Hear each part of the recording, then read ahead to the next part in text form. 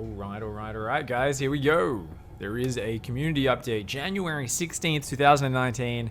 And what they mean by community update is balance changes. They're saying, hey, there's a few adjustments. It's not like a gigantic patch, but they're just tweaking all the changes from the last one. Quite a few big tweaks, though. So let's go through them. I'm not going to bother reading the whole thing. They're like, hey, just the important thing here is we want to make some adjustments, tweaking some of the changes. These include bringing more parity to the late game of various matchups and increasing opening and composition diversity in PvZ.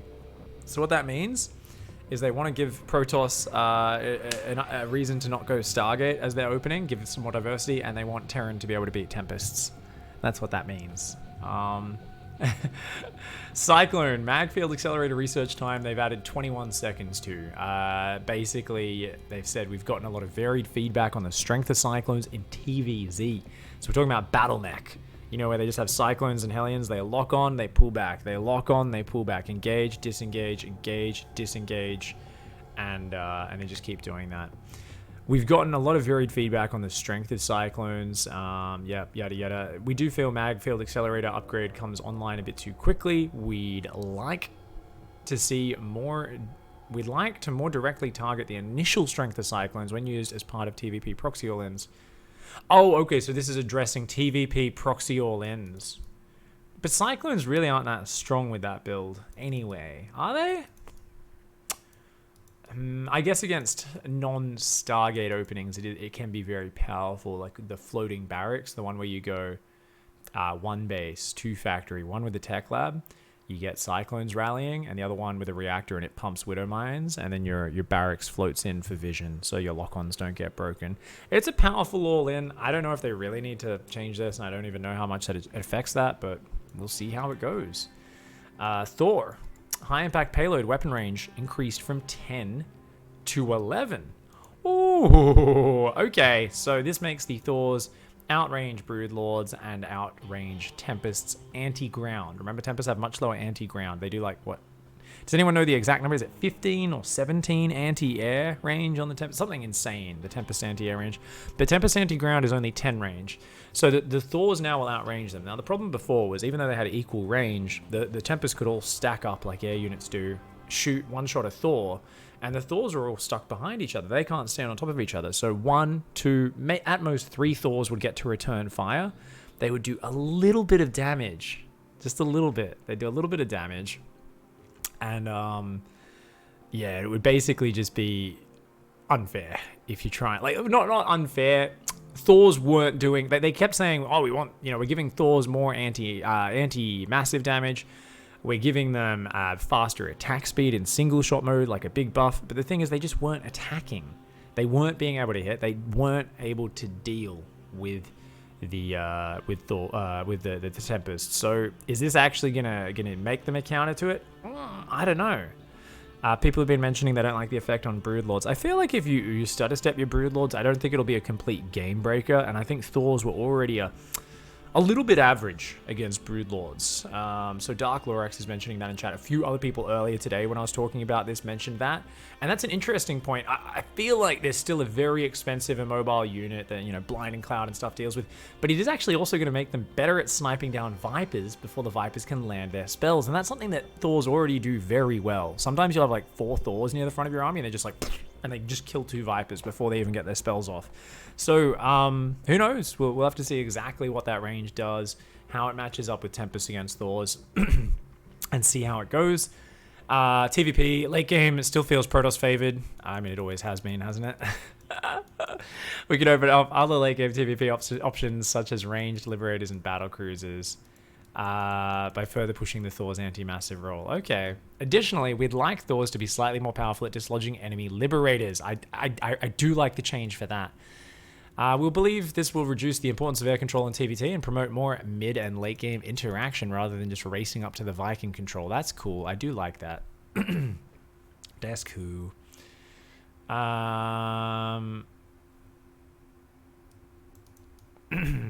As range adjustments have historically been very impactful, we'll be keeping an especially close eye on this change.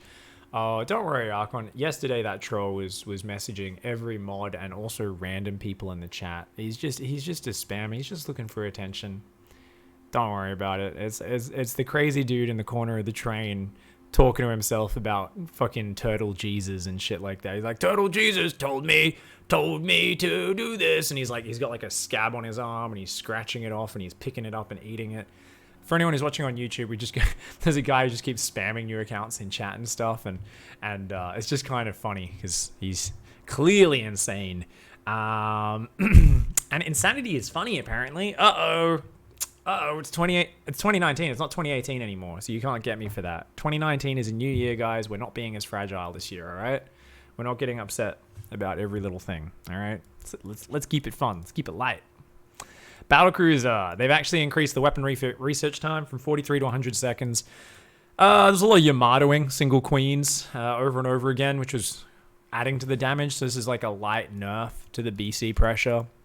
Doesn't change that much. It makes a difference, but I guess it just means that first Yamato hits a little bit later than the first BC, because you won't have money to start the BC and the Yamato at the same time.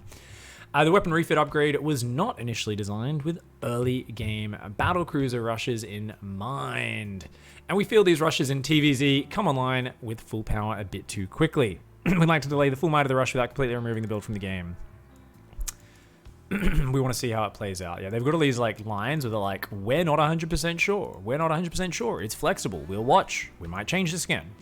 Because otherwise people are like, you're changing it wrong.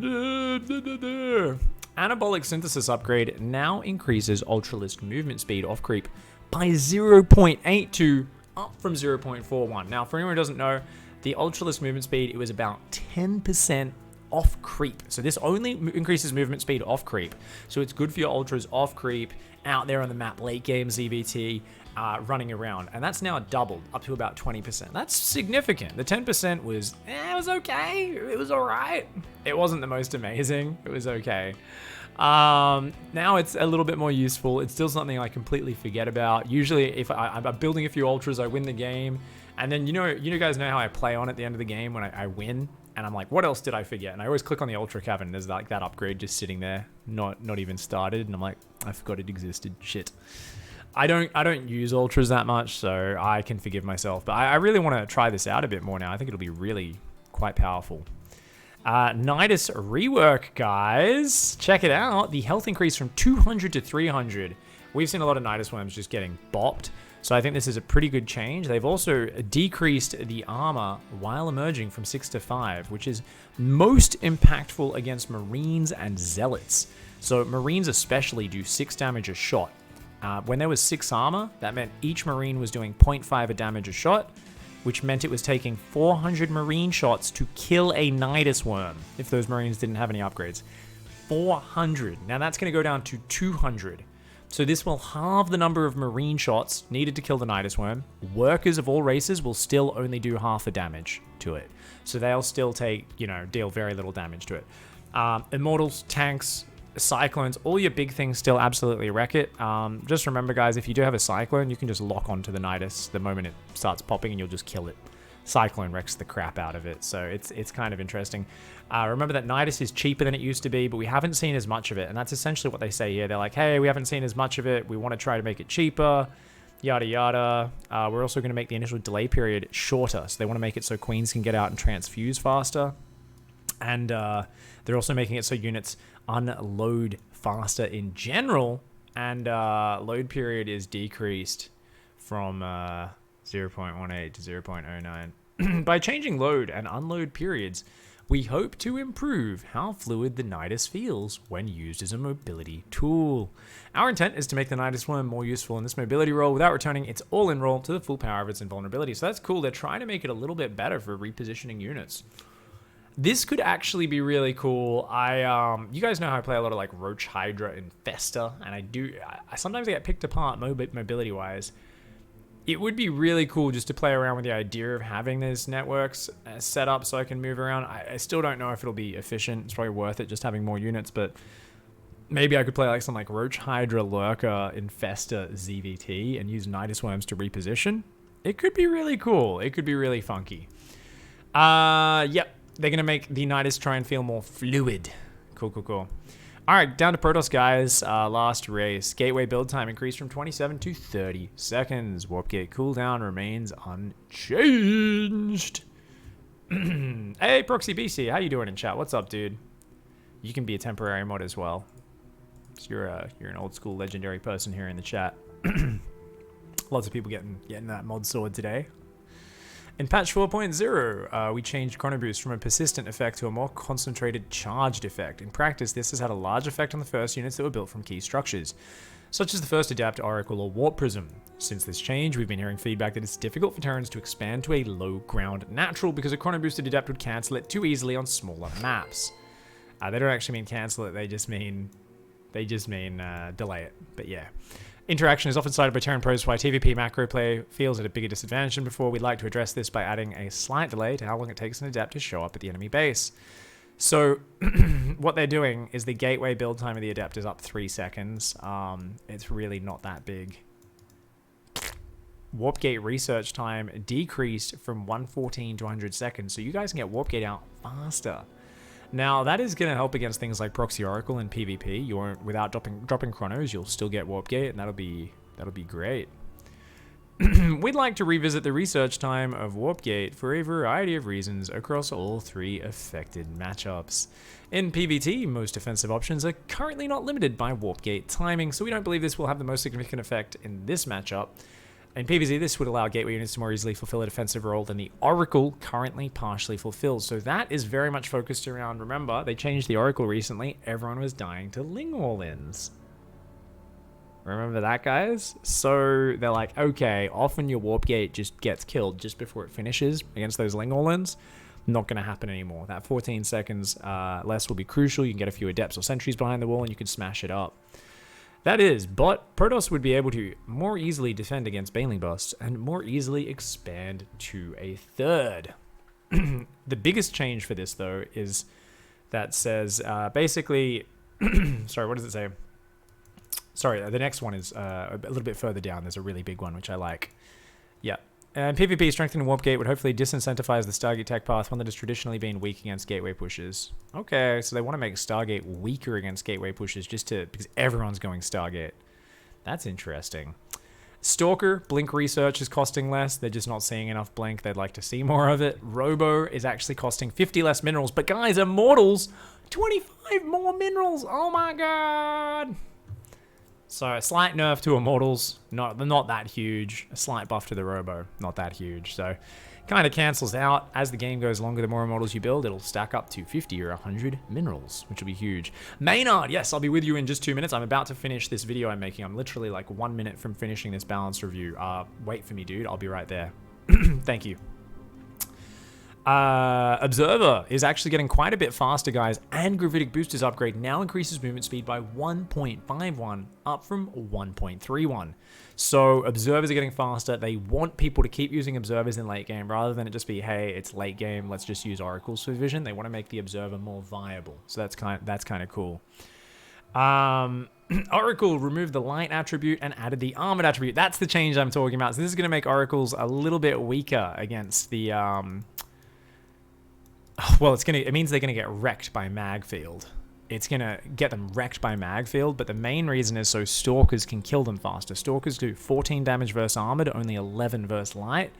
If we do a little bit of maths here real quickly, guys, an Oracle has, I believe, 160 hit points. Now, obviously, I believe they might have 1 armor on their base, which they don't have on the shields. Let's just do some rough maths. It should be good. When they did 11 damage a shot, it would take 15 shots to kill from Stalkers to kill an Oracle. That's a lot. Even if you had 4 Stalkers, you would have to hit 4 full volleys, right? Or 3 Stalkers, 5 volleys. That's a lot. So if instead we change that to divided by 14, it goes down to just 12 shots. So that's pretty cool. That's three less shots to kill an Oracle. That's cool. I like that. I like that a lot. So Tempest, movement speed decreased from 3.5 to 3.15, so they're slowing down the Tempest and they're slowing its acceleration down because the Tempest was just way too fast. I think this is a good change. It's still cheaper, more accessible unit that is a little bit more fragile, and that should be amazing. We'll see how this goes. A couple of questions in chat and points which I haven't talked about just yet. Lambo said this change is really bad. It makes scouting what Protoss does almost impossible due to how the upgrades time out. Sorry, which change are we talking about? Be specific in chat, guys. Be specific. Are you talking about Warp Gate?